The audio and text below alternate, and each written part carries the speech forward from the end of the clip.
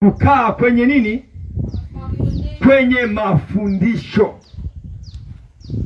Tamani kufundishwa, kwa sababu kufundishwa inaleta ushirika wa kiungu, unajengwa kwa mafundisho.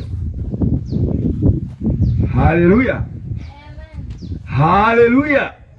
Lakini nataka sasa kuanza kukufafanulia kuanzia ile pointi ya kwanza mpaka pointi ya 10. Kuanzia sasa nataka nifafanue. Nataka nifanye nini? Nifafanue. Bwana Yesu asifiwe. Kumbuka, ushirika wa kweli ndio unaompendeza Mungu. Sasa hebu tuangalie Ibrania 10 na ule mstari wa 10.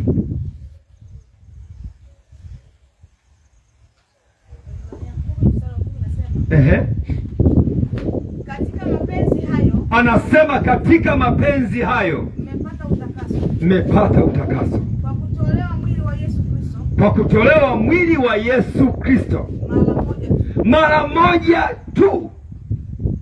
Kwa hiyo namna ya kifo kinavyoondolewa katika Ibrania 10 mpaka 14 pale kunakuwa na nguvu ya ushirika, ipo kwenye utakaso. Utakaso umekamilishwa na mwili wa Kristo. Utakaso ni kuwa kamili. Ukiona tunashindana kwenye utakaso, sisi ni watumwa.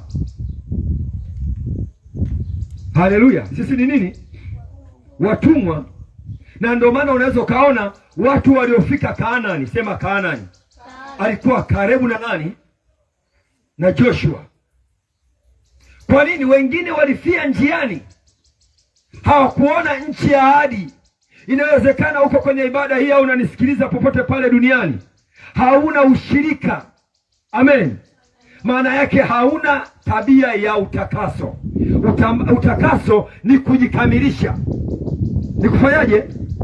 Kujikamilisha. Uwe na wakati wa kujitathmini, hivyo maisha yangu yanaenda juu au yanashuka chini? Kwa habari ya huyo Yesu, sijasema kwa habari ya manjomati, misosi na nini. Nasema kwa habari ya nani?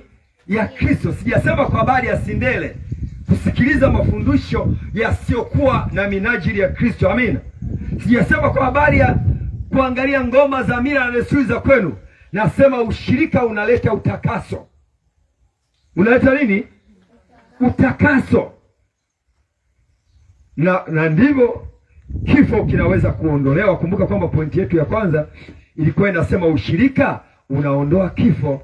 Sasa kivipi? Nikasema Ibrania 10:10. Namna kifo kinavyoondolewa ni nguvu ya ushirika ipo kwenye utakaso. Utakaso umekamilishwa na mwili wa Kristo. Utakaso ni kuwa kamili. Ukiona tunashindana kwenye utakaso, sisi ni watumwa. Nikatoa mfano wa Joshua na Kalebu. Hao ndio waliofanikiwa, walikuwa wakinena mamoja, lakini wale wengine wote walikuwa wakishindana wao kwa wao. Lakini pia tunaona kwa baba yetu Adamu na Hawa. Sema Adamu na Hawa. Adamu na Hawa, ilikuwa nyakati za jioni, Mungu alikuwa akifanya ushirika nao. Wakati wa jua kupunga, alikuwa akiwaendea, alikuwa akizungumza nao, alikuwa akibadilishana nao mawazo. Maana yake ulikuwa ushirika wa dhati. Ulikuwa ushirika wa nini? Wa dhati, ndugu zangu. Walikuwa wakiongea, lakini kwa nini? Walikuwa hawajui mema na nini na mabaya. Inawezekana ulipookoka ulikuwa na moto sana, moto wa kufunga na kuomba, moto wa maombi, moto wa kutaka kusikia hivyo Jumapili kuna nini kinatokea. Sasa hivi moto umepoa, unaona kama kawaida. Ndivyo hata Adamu na Hawa waliona kwa namna hiyo hiyo wewe unavyojisikia. Haleluya. Walipojua ya kwamba kuna mema na mabaya, wakaingia kwenye mema na mabaya, wakakataa ushirika na Mungu. Tunaona maandiko yanasema alipokuja Mungu nyakati zile zile alizokuwa wakizoea kwenda, wale jamaa walijificha. Halo? Walifanyaje? Walijificha. Kwa nini walijificha? Haleluya. Unaweza ukakuta kuna kikundi fulani wamepanga kutembeleana kimaombi, nyumba hii kwa nyumba hii. Unaweza ukafikiria wote wamefunguka kufanya tukio hilo, kumbe mtu mwingine anafikiria kitu kingine. Kwa nini wakija wasije na mchele, usije na samaki? Watu walikuwa wakimega mkate nyumba kwa nyumba kwenye Matendo ya Mitume 2 na ule mstari wa 40 ngapi? 42. Yaani ushirika wa dhati. Siri yako ndio siri yangu, siri yangu hiyo siri yako. Lakini ukichunguza maisha yako hivyo. Haleluya, haleluya. Tunaona Adamu na Hawa walikimbia wenyewe pale bustani ya Edeni. Kwa nini? Walikuwa na mitazamo yao tayari imeingia. Hatuwezi tukasema